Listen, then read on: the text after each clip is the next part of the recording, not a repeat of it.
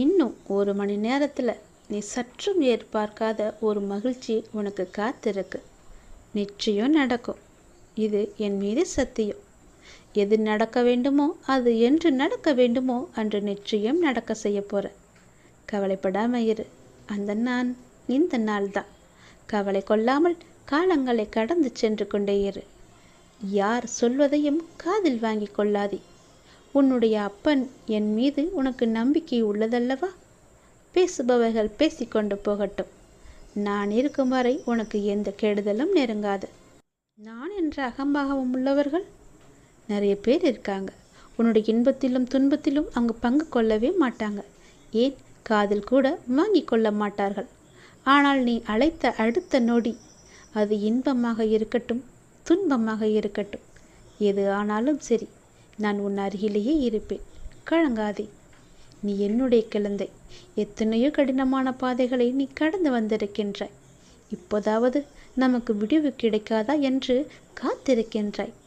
வருளங்கள் பல ஓடி போயின. உன் பிரார்த்தனைகள் நலமாயின. உன்னுடைய தவத்திற்கான நல்ல பலனை நான் தர வந்திருக்கின்றேன். நீ ஆசைப்பட்டு கேட்டதை உனக்கு தரப்போகின்றேன். உன்னுடைய வீட்டில் சுப நிகழ்வுகள் எல்லாம் நடக்கப் போகின்றது. உன் குடும்பத்திற்கு மகிழ்ச்சியான நிகழ்வாக அது நிச்சயம் இருக்கும். மகிழ்ச்சியாக இரு. மகிழ்ச்சியான வரம் தரும்போது மகிழ்ச்சியோடு அதை பெற்று கவலையின்றி நீ வாழ வேண்டும் அல்லவா? கவலையோடு அதனை பெற முயன்றால் அதன் சக்தி மிகவுமே குறைந்துவிடும். அதனால் உன்னுடைய மனதை தெளிவாக, மகிழ்ச்சியாக, சந்தோஷமாக, நிம்மதியாக வைத்துக்கொண்டு நான் தரும் வரத்தை நீ பெற்றுக்கொள். உன் வாழ்க்கை சந்தோஷமாகவே இருக்கும். உன் கடினமான பாதைகளை நீ எல்லாம் அலசி ஆராய வேண்டாம். அது போனது போன வாழ்க்கை. இனி வரப்போவது உனக்கு நல்லதாக இருக்கும். இன்னும் 1 மணி நேரம்தான். இன்னும் 1 மணி நேரத்தில் நீ சற்றும் எதிர்பார்க்காத ஒரு அதிசயம் காத்திருக்கின்றது. அது பல மடங்கு மகிழ்ச்சியை உனக்கு அள்ளி கொண்டு வரப்போகிறது. நிச்சயம் உன் வாழ்க்கை மேன்மை பெறுவதற்கு அது உனக்கு உதவியாக இருக்கும். யார் பேசினாலும், யார் உன்னை துன்புறுத்தினாலும், யார் உன்னை விட்டு விலகினாலும் எதை கண்டும் நீ அஞ்சக்கூடாது. ஏனென்றால் உன்னோடு நான் இருக்கின்றேன். உனக்கு பக்க பலமாக, உற்ற துணையாக, நல்ல தோழனாக நான் இருக்கின்றேன். நான் தருவதை நீ பெறுவதற்கு ஒரு கட்டளை இருக்கிறது. என்னவென்றால் அதை நான் கொடுக்கும்போது நீ கவலையோடு அதனை வாங்கக்கூடாது. மனதில் முழு சக்தியோடு, முழு நம்பிக்கையோடு, மகிழ்ச்சியாக அதனை வாங்கினால் அது உனக்கு பல மடங்கு நன்மைகளை கொண்டு தரும். நான் இருக்கின்றேன். எதற்கும் பயப்படாதே, கலங்காதே, அஞ்சாதே. நான் இருக்கின்றேனே. எல்லாவற்றையும் என்னுடைய பொறுப்பாக நான் எடுத்துக்கொண்டு விட்டேன். இனி நல்லது நடக்கும். இந்த உலகத்தில், இந்த வாழ்க்கை என்ற நாடகத்தில் பொய்யான வேடமிட்டவர்களானாலும், நன்றாக நடித்த தெரிந்தவர்களானாலும் நடித்து அவங்க உன்னை பின்னடைய செய்வாங்க. அதுக்கெல்லாம் நீ பயப்படாத. ஆனால் உண்மை உன்னோடு இருக்கும் வர அந்த உண்மையை யாராலுமே வெல்ல முடியாது. பொய் வேஷம் போட்டு வேடமிட்டவங்கள்லாம் எத்தனை நாளைக்கு தாங்குவான்னு நினைக்கிற? நிச்சயம் அந்த முகமுடி ஒரு நாள் கிழிஞ்சு தானே போகும். கவலையே படாத. உண்மை உன்கிட்ட இருக்கு. பொய் பேசுகிறவங்கெல்லாம் எத்தனை காலைக்கு நல்லா இருப்பாங்கன்னு நினைக்கிற? காலம் நிச்சயமாக அவங்களுக்கு பதில் சொல்லும் இல்லையா? இன்னைக்கு இந்த பொழுது அவங்க நல்லா இருக்கிறது போல தான் தோணும். ஆனால் அது கிடையாது. நிச்சயம் அவங்களுடைய வாழ்க்கை, எதிர்கால வாழ்க்கை மிக மோசமானதான் இருக்கும். நீ பயப்படாத. உன்கிட்ட உண்மை இருக்குது. உன்கிட்ட நீதி இருக்குது. எப்போதுமே உண்மையை மட்டும் பேசுகிற உனக்கு நல்லது மட்டும்தானே நடக்கும். நிச்சயம் உனக்கான நீதி கிடைக்கும். உன்னோட இருக்கும் வர அந்த உண்மையை யார்கிட்டமும் சொல்லாத. நீ உன் போக்கில் போய்கிட்டே இரு. அந்த உண்மையை வெல்ல யாராலுமே முடியாது. அதை நீ மனசில் வச்சுக்கோ. நீ உண்மையாக இரு. உனக்கு உண்மையாக நீ இருந்தாலும் அதுவே உன்னை நிச்சயம் பாதுகாக்கும் அரணாக இருக்கும். அந்த உண்மைக்கு மிகப்பெரிய சக்தி இருக்குது. எனவே உன்னுடைய வெற்றியை நான் பார்த்துக்கிட்டு தான் இருக்கேன். அதை நீயும் பார்த்துக்கிட்டு தான் இருக்க. இடையில் வருபவங்கள்லாம் நடந்து கொள்வதை பார்த்து நீ எந்த கலக்கமும் பயப்படாத. எந்த கலக்கமும் அடையாத. குழம்பி போயிடாத. குழக்கமும் இன்றி துணிவோடு நீ செயல்பட்டன்னு வச்சுக்கோயேன். நிச்சயம் உன் வாழ்க்கை வெற்றி பாதையில் தான் நிற்கும். கவலையே படாமல் உன்னுடைய இலக்கு எதுவோ அதை நோக்கி நீ போய்கிட்டே இருக்கலாம். எல்லாத்தையுமே நான் பார்த்துக்கிறேன். நான் இருக்கேன். உன்னுடைய துயரங்கள் முடிவு போர் நேரம் இது. அதனால் உன்னுடைய கஷ்டங்களை நினச்சி இனி இப்படியே இருந்துடுமோன்னு ஒரு நாளும் நினைக்காத. இன்பம் துன்பம் எல்லாம் மாற்றி மாறி வரதானே செய்யும். அப்படிதான் இன்றைய துன்பங்கள் உனக்கு முடிய போகுது. எதிர்காலத்தில் இன்பம் நிலச்சி நிற்க போகுது. இனி உனக்கு நல்ல காலம் பிறந்துட்டு. என்னுடைய பரிபூர்ண ஆசி முழுவதுமாகவே நான் உனக்கு கொடுத்துட்டேன். என்னுடைய ஆசீர்வாதம் என்றைக்கும் உன் குடும்பத்துக்கும் இருக்குது. உன் குடும்பத்தை நல்லபடியாக வழிநடத்த செல்லும் பொறுப்பு என்னிட்ட மட்டுமே இருக்குது. நான் பார்த்து கொள்ளுகிறேன். உன்னை நான் தானே தேர்ந்தெடுத்தேன். என்னை வணங்க செய்தேன் இல்லையா? உன்னை கர்ம வினைகளெல்லாம் நான் கொஞ்சம் கொஞ்சமாக தீர்த்துக்கிட்டே வந்தேன் இல்லையா? அப்படி தான் விரைவாகவே உன்னுடைய மனக்கவலை எல்லாத்தையுமே அகற்றிட்டு உன் வாழ்க்கையை அமைதியாக மாற்றித்தரேன், நிம்மதியாக மாற்றித்தரேன், சந்தோஷமாக மாற்றித்தரேன். உன்னுடைய வாழ்க்கையில் மகிழ்ச்சி மட்டுமே நிலச்சிருக்கும்படி அதை உன் கையில் கொடுக்குறேன். நீ நீண்ட நாளை எதிர்பார்த்த ஒன்றை நான் உனக்கு தரப்போகிறேன். மகிழ்ச்சியோடு நீ அதை பெற்றுக்கிட்டா போதும். உன் வாழ்க்கை ஓஹோன்னு சந்தோஷமாக இருக்கும். நீ என்னுடைய குழந்தை. உனக்கு எல்லாமே நல்லதாக மட்டுமே நடக்கிறதற்கு என்னுடைய துணையும் ஆசையும் அன்பும் அரவணைப்பும் எப்போதுமே உனக்கு இருக்கும். நல்லது நடக்கும். உன்னுடைய குடும்பத்தில் உள்ளவங்க எல்லாம் உன்னுடைய அன்பை புரிஞ்சுக்கொள்ளன்னு நீ ரொம்பவே வருத்தப்படுற. நீ அவங்களுக்காக படும் கஷ்டத்தை புரிஞ்சு கொள்ளலைன்னு நீ ரொம்ப கவலைப்பட்டுக்கிட்டு இருக்க. உன்னுடைய அன்பு அவங்களுக்கு புரியாது. அது அவங்களுடைய தலைகணம். உன் மனம் நான் அறிஞ்சேன். உனக்கு என்றைக்குமே காவலா நான் மட்டும்தானே இருக்கேன். உனக்கு துணையா நான் மட்டும்தானே இருக்கேன். உன்னுடைய கண்ணீரை துடைக்கும் ஆதரவு கரமாக நான் இருப்பேன். உனக்கு கண்ணீர் விட்டு அழும்போதெல்லாம் உன் பக்கத்தில் இருந்து உனக்கு ஆறுதல் சொல்கிறது யாரும் நினச்சிக்கிட்டு இருக்க? நான் தான். அவங்களோட ரூபத்தில் நான் தான் வந்தேன். என்னுடைய கை தான் உன் கண்ணீரை துடைச்சது. அதை நீயே உணர்ந்திருப்ப. நீ கவலைப்படாத. எதுக்கும் நீ கண்ணீர் சிந்தக்கூடாது. முதல்ல அந்த கோலத்தனத்தை விட்டுடு. எனக்கு யாருமே இல்லைன்னு பயப்படாத. அந்த தனிமையை நீ விட்டுடு. குழப்பவாதியாக இருக்காத. நேர்மையாக சிந்திச்சு நேர்மையாக வாழும் உனக்கு எல்லாமே நல்லதாக தானே நடக்கும். நீ நிறையவே புண்ணியம் செஞ்சுக்கிட்டு இருக்க. புண்ணியத்தை சேர்த்துக்கிட்டு இருக்க.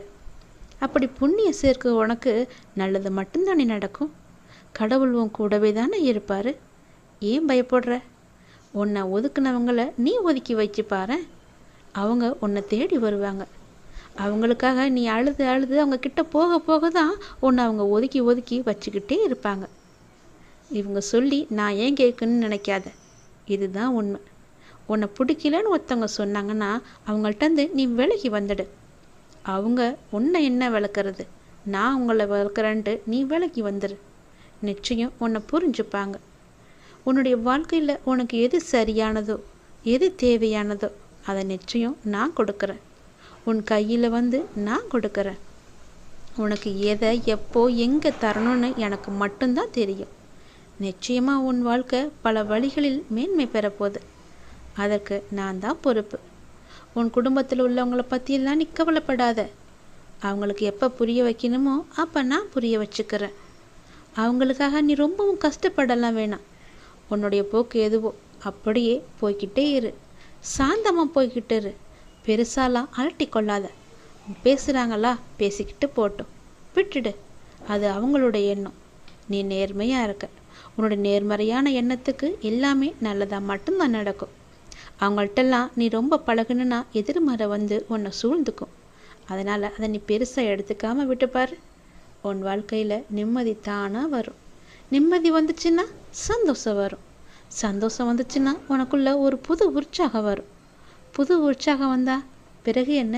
உன் வாழ்க்கை மிகவும் சந்தோஷமாக மாறி நல்ல பாதையில் தானே போவோம். நீ கேட்டது எல்லாமே கிடைக்கும். நான் சொல்கிறத போல் நீ செஞ்சுப்பார். ஒரே ஒரு முறை செஞ்சுப்பார். உன் வாழ்க்கை நல்லா இருக்கும். உன்னுடைய வாழ்க்கை உன் கையில் தான் இருக்குது. உன்னுடைய வாழ்க்கையில் தேடல் வந்து எத்தனை நோக்கி போகுதுன்னு தெரிஞ்சுக்கோ. அதை முதல்ல நீ அறிஞ்சிக்கொள்ளணும். ஒவ்வொரு விஷயத்தையும் கவனித்து உன்னுடைய இலக்கில் நீ எப்படி முயற்சிக்க போகிற என்பதை நீ அறிஞ்சிக்கோ. உன்னுடைய சோம்பேறித்தனத்தையும் பக்குவப்படாமல் இருக்கும் உன்னுடைய அறிவையும் அலட்சிய போக்கில் இருக்கும் உன்னுடைய மனநிலைமையும் சரி செய்யும். முதல்ல வாய்ப்புகளும் சந்தர்ப்பங்களும் வர காத்துக்கிட்டே இருக்குது. ஆனால் உன்னுடைய தேடலையும் முயற்சியும் நீ தொடங்க மறுக்கிற. அதை உடனே தொடங்கு. உனக்கான பாதை தொடங்க ஆரம்பிச்சிட்டா போதும், உன்னுடைய வாழ்க்கை நல்லபடியாக மாறிடும். உனது பாதங்களை நீ தான் பதித்து நிறையா நடக்க வேணும். மற்றவங்க கையை பிடிச்சிட்டு தான் நான் நடப்பேன்ற எண்ணத்தை முதல்ல அடியோடு நீ வேரோட பிடுங்கி எடுத்துரு. அதை மறந்துடு. நமக்கு வாய்ப்புகள் வரும் என்று காத்திரு. காத்திருந்து காத்திருந்து உன் காலத்தை அதிலேயே நீ தொலைச்சிக்கிட்டே இருக்க. முதல்ல உன்னுடைய தேடல் ஆரம்பித்தால்தான் உனக்கான தேடல் எப்படிப்பட்டதாக இருக்கணும் என்பதை உனக்கு தெரிய வரும். பிறகு உனக்கான தேடல் அங்கே என்ன இருக்குது, சந்தர்ப்பங்கள் வாய்ப்புகள் எல்லாம் நம்ம தேடி வருமா, அங்கே போனால் நம்முடைய வாழ்க்கை நல்லா இருக்குமா என்றதெல்லாம் நீ ஆராய்ஞ்சு பார்ப்ப. உன்னை தேடி வரும் வாய்ப்புகள் சந்தர்ப்பங்கள் எல்லாவற்றையுமே நீ தேடத் தொடங்கு. உனக்கான சந்தர்ப்பங்கள் வெற்றியாய் மாறும். உன்னுடன் நான் இருக்கின்றேன், எதற்கும் பயப்படாத. நல்லா சென்று கொண்டிருந்த உன்னுடைய வாழ்க்கையில் கண் திருஷ்டி பட்டது போல சில நிகழ்வுகள் ஒரு பக்கம் உன்னை வாட்டிக்கு எடுத்துக்கிட்டு இருக்கு. மறுபக்கமோ கனவுகளை துரத்தும் உன்னுடைய பயணமோ சிறிதும் தளர்வின்றி சென்று கொண்டிருக்குது. என் மீது உள்ள நம்பிக்கையில் நீ மீண்டு வருவா என்ற நேர்மறை எண்ணமாக உன்னை காத்துக்கிட்டே இருக்கிறது என்னுடைய நாமம். இப்போ நீ வேண்டுவது என்ன? சில தொந்தரவுகள் இருந்தாலும் உன் முயற்சியானது வெற்றி பெற வேண்டும். பட்ட கஷ்டத்திற்கெல்லாம் நல்ல பலன் கிடைக்க வேண்டும் என்பது தானே. அந்த பலன் நிச்சயமாக உனக்கு கிடைக்கும். உன்னுடைய வாழ்க்கையில் அடுத்தபடி நீ நினைச்சபடியே இருக்க போகுது. உன்னுடைய வாழ்க்கை உயர்ந்து நிற்க போகுது. நீ நினைச்ச மாதிரியே உன்னுடைய வாழ்க்கை ஒளிமயமாக மாறப்போகுது. உன்னுடைய ஒளியை கொண்டு பலரும் உன்னை தேடி வருவாங்க. உன்னுடைய ஒளியிலிருந்து பலர் ஒளி ஏற்றுக்கொள்வதற்காக வருவாங்க. நீ இல்லைன்னு சொல்லாமல் அந்த ஒளியை கொஞ்சம் கொஞ்சமாக கொடு. நீ கொடுக்க கொடுக்க தான் உனக்கு ஒளியின் பிரகாசம் அதிகமாயிட்டே இருக்கும். அவங்களும் நல்லா இருக்கட்டும்னு நினை. அடுத்த கட்டம் உன்னுடைய வாழ்க்கை நிச்சயமாக உயர்ந்து நிற்கும். அதில் எந்தவித சந்தேகமும் கிடையாது, மாற்றமும் கிடையாது. உனக்கு எப்போதும் துணையாக நான் இருக்கேன். உன்னுடைய கனவுகள் எல்லாமே நிச்சயம் நனவாகும். அப்பா நான் இருக்கேன்ல, எல்லாம் உன்னுடைய நன்மைக்காக மட்டுமே நடந்துக்கிட்டு இருக்கு. பயப்படாத. உன்னுடைய சோம்பேறித்தனத்தை எல்லாத்தையும் விட்டுடு. எல்லாத்தையுமே சரி செஞ்சு பாரு. உனக்கான பாதை தொடங்க இருக்கு. அந்த பாதையில் நீ போய்கிட்டே இருந்தால் நிச்சயம் அங்கே மகிழ்ச்சியும் நிம்மதியும் நிலைத்து நிற்கும்படி ஒரு அதிசயம் நடக்கும். எல்லோரும் மனித பிறவி எடுத்திருப்பது எதனால் தெரியுமா? நம்முடைய பூர்வ ஜென்ம ஏதோ ஒரு கர்மவினை மிச்சம் இருப்பதால் நாம் மனித பிறவிகளை தொடர்ந்து எடுத்துக்கொண்டே இருக்கின்றோம். நம்முடைய கர்மா கழியும் வரை நாம் இதை செய்துதான் ஆக வேண்டும். அந்த கடவுள் சும்மா விடமாட்டார். அந்த கர்மாவும் நம்மை சும்மா விடாது. கர்மாவிற்கென்று 9 விதிகள் இருக்கின்றது. அதை நன்கு அறிந்து கொண்டால் இந்த ஜென்மத்திலாவது நாம் புண்ணியம் செய்கிறோம். இந்த பிரபஞ்சத்தில் நாம் எதை செய்தாலும் அது நமக்கே திருப்பி வந்து சேரும். இதுதான் முதல் விதி. வாழ்வில் நமக்கு நடப்பது எதுவும் தானாக அதுவாக நடப்பதில்லை. நமக்கு தேவையானதை நாம் தான் நடத்தி செல்ல வேண்டும். இது 2வது விதி. சிலவற்றை ஏற்றுக்கொண்டால் மட்டுமே மாற்றம் நிகழும். இது 3வது விதி. 4வது விதி, நம்மை நாம் மாற்றிக்கொள்ளும் பொழுது நம் வாழ்க்கையும் நம்மை பின்பற்றி மாறிவிடும். இது 4. 5வது விதி, நம்முடைய வாழ்வில் நிகழ்பவற்றிற்கு நாம் தான் பொறுப்பு என்று உணர வேண்டும். நேற்று, இன்று, நாளை என இவை 3ம் ஒன்றோடு ஒன்று தொடர்புடையது. அதை நாம் நன்றாக அறிந்தும் இருப்போம். இது 6வது விதி. 7வது விதி, ஒரு சமயத்தில் இருவேறு விஷயங்களை சிந்திக்க முடியாது. இது 7வது விதி. 8, நம் நடத்தை நமது சிந்தனையும் செயலையும் பிரதிபலிக்க வேண்டும். நாம் எவ்வாறு நடந்து கொள்கிறோம் என்பதுதான் நம்முடைய சிந்தனையும் செயலும் அடங்கியிருக்கிறது. இது 8வது விதி. 9வது விதி என்ன தெரியுமா? நம்முடைய முன்காலத்தையே நாம் பார்த்து கொண்டிருந்தால் நம்முடைய நிகழ்காலம் நம்மை விட்டு போய்விடும்.